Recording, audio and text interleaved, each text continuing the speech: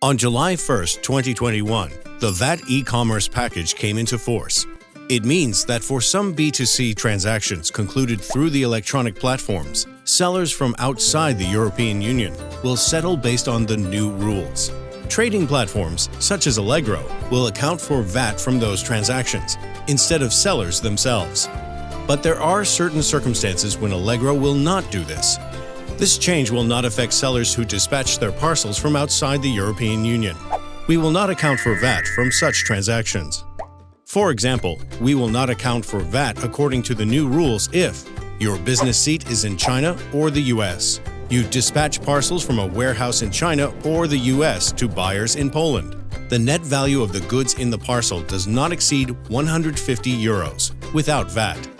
If necessary, the buyer from the example above will pay the VAT when collecting the parcel. In the future, we might decide to voluntarily account for VAT from those B2C transactions as well. If it happens, we will inform you about it in advance. Even if we decide to voluntarily account for VAT in that case, we will not collect VAT on transactions over 150 euros net. Instead, information on such transactions will be archived only. If you'd like to know more about VAT e-commerce package, please see the links in the description field. Watch more videos and subscribe to our YouTube channel.